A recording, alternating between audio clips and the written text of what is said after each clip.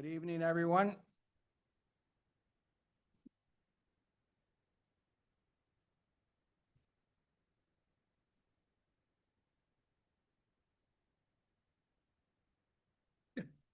Good evening, everyone. Welcome to the Cicero Regular Town Board meeting, Wednesday, September 10th, 2025, 6:30 p.m. Please silence your cell phones and note there are two exits in the rear of the room and one to my right. And if you would, please stand for the pledge. I pledge allegiance to the flag of the United States of America, to the republic for which it stands, one nation, under God, indivisible, with liberty and justice for all. You may stay in one of those serving and serve. Remember those at 9/11.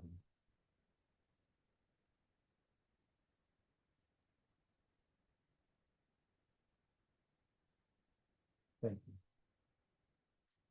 you. Before anyone would like to come up and speak, we are adding one agenda item to the agenda at the end, just so everybody knows. And would anybody like to come up and speak on behalf of the agenda items on tonight's agenda? Come on up.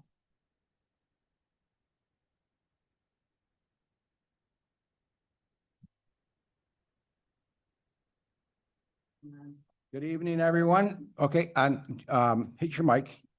The button, The button on the base of it. And There you go. And Rose, I don't want to interrupt you, but I know what you're going to speak on. You Yeah. just said the number. We're going to, on number 4, we're going to, good evening, adjourn everyone. that. Welcome to the Cicero Regular Town Board meeting, Wednesday, September 10th, 2025, 6:30 p.m. Please silence your cell phones and note there are two exits in the rear of the room and one to my right. And if you would, please stand for the pledge. Nope. Pledge allegiance to the flag.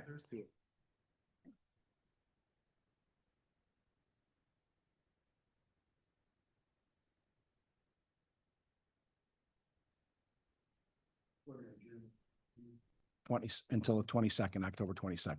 Okay, Okay. can you tell us why we keep delaying it? I just, They want to come back and talk about their project. okay. Okay. One of the things they really need to do is look at that EAP report that they filled out. Because it's just filled with total inaccuracies, like no houses in the area, no impact on, the environment. I read it and I just said, like, who filled this out? So hopefully you guys are talking to them about that. Yes. Okay, Thanks. thanks. Okay. Yep.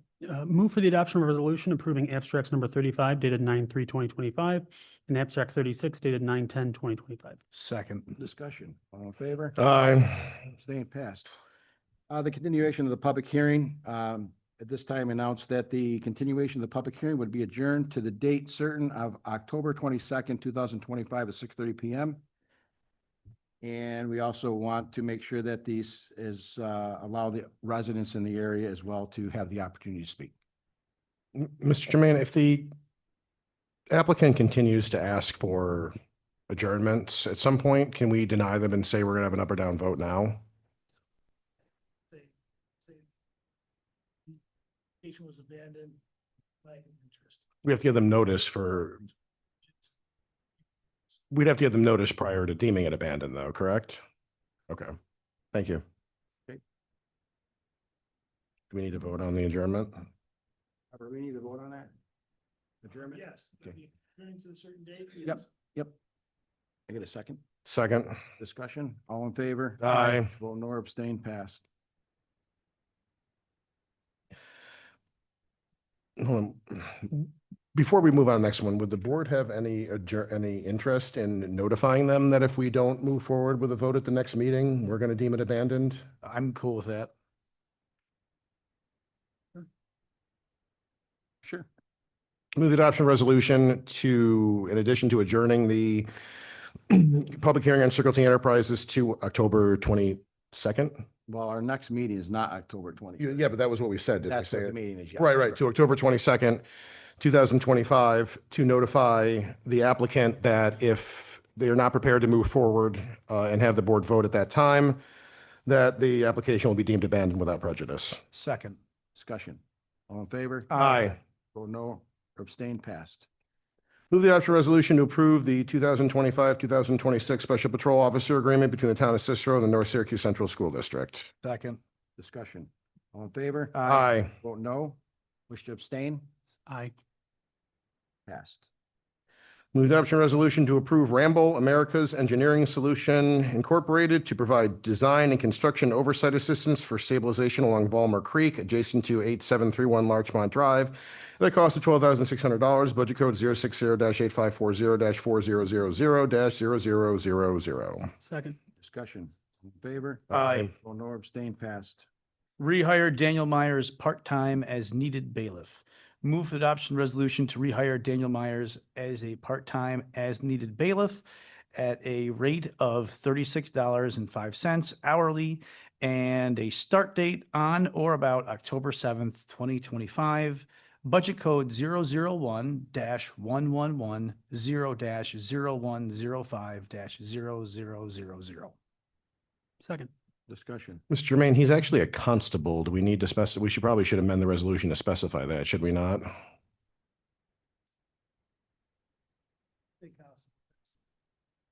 Okay, Can I amend my own motion? Sure. you can. I will amend my own motion to say constable in place of bailiff. Perfect. Second as amended. All in favor? Aye. Vote no or abstain, passed. Move for the adoption of a resolution to hire Albert Kerr as town assessor for a 6-year appointed term from September 30th, 2025 to September 30th, 2031 at a salary of $84,000 and a start date of September 30th, 2025. Budget code 001-1355-0100-0000. Second. Discussion. I would like to hold off if we could for one more meeting. We are in, Robert, we're in time where we need some certiorari's taken care of. We have nobody here to do that. We definitely need help. Yep. I've got a bunch of, issues that I need to resolve. Certiораries. All right, I'm okay to vote then. All right. And this gentleman was highly recommended by one of the assessors in another township. And I think he'll do really well here. Okay, all in favor? Aye. Aye. Wish to No. vote No. Wish to vote no? You vote no? I voted no, yeah. Wish to abstain? Passed. John, you got one? Yeah, do you want to do a discussion? Well, okay. Because it's not on the agenda, I'm gonna preface it. Some time ago, I think it was last fall, we passed a local law adjusting the town code with regard to fees in lieu of parkland. Previously, and this happened right when I got on the board, we had hard coded the amount of $500 for apartments per apartment in the town code.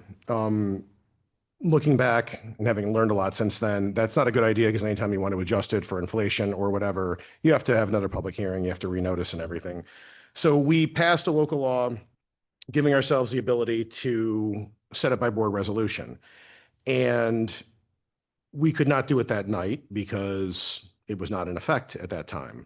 Well, we never revisited it because there was a lot of other things going on.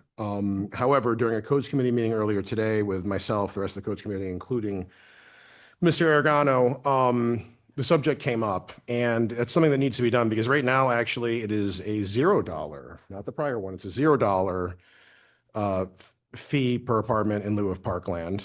And with some very large apartment complexes potentially being proposed in the town of Cicero, it would be a very, very large loss in a capital fund for our Parks Department if we were not to act prior to the applications being filed.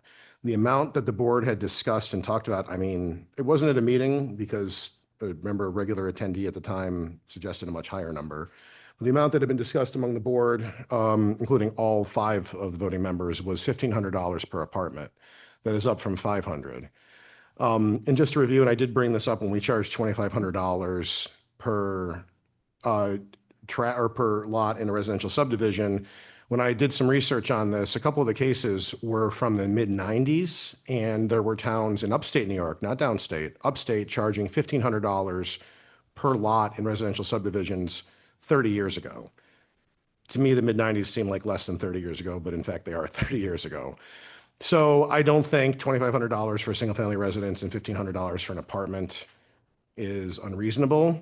And some quick math, a 1,000-unit apartment complex like one that's been talked about would be $1.5 million in the capital fund for our Parks Department. And that is if the population increases the way that these apartment complexes will in subdivisions will cause it to increase, is going to be sorely needed for improvements and additional facilities in our parks and possibly the acquisition of other parkland. So with that in mind, I move the adoption resolution to set the fee in lieu of parkland for apartments at $1,500 per apartment. Second. All in favor? Aye. Or no abstained, passed. Any discussion items, anybody?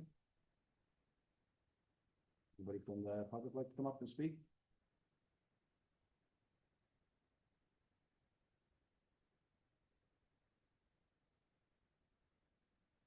Pretty quiet in here. I guess I better talk. Onondaga County has just approved a 7% tax for Airbnbs. And I want to know, because we are Onondaga County, we as a town need to put that within the town as well, because this has been pushed out for 3 years now.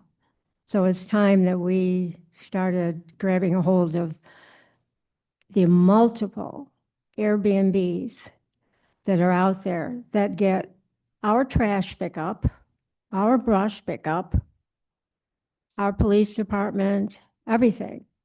They have this advantage, the same as a resident, when in fact they're commercial.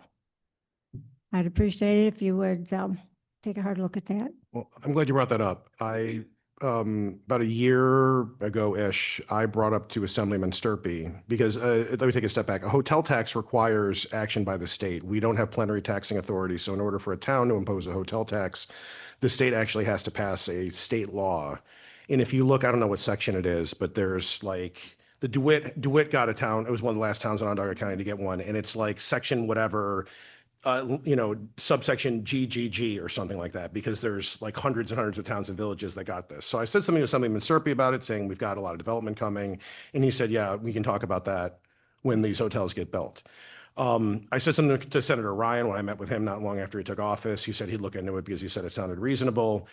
That was prior to Onondaga County applying the hotel tax to Airbnb. So if we get authority to charge a hotel tax, because my understanding is because we're in a county that includes Airbnbs, short-term rentals as hotels for the purposes of that tax, we would also be entitled to charge it. So I think DeWitt asked for, like, if I remember correctly, it's been a while, like 3%. I think they got 2.25. I don't think 3 is unusual. I'd like to see us get at least 2.5 for. I like the 7. Well, yeah, but they're never going to let us charge as much as the county, the state. Remember, because it's subject to the state assembly and the Senate Well, voting on it. what's the difference between us and the county then? The county has more taxing authority than we do. They can charge a sales tax. We can. In fact, as Take ours. everybody knows, they've I taken know, it. they And take our sales tax. love to know why, if a car gets sold at Drivers Village, 25% of the county's take goes to the city and 0% of it goes to us. But, we don't have the taxing authority. They're bigger than us. They can charge more than us. Because Skaneatello is also, but theirs is within the village. They don't have Right. it within the town. Well, the villages also need state law approval. So, I mean, it's really, and these things are approved. It's really just something that we need one of our state representatives to draft it and have it up for a vote. So that's who has to draft this to ask for us? It has to come from the state. It requires a state law. Okay, thank you. Yep. Anyone else? That being said, I make a motion to adjourn the meeting. So moved. Aye.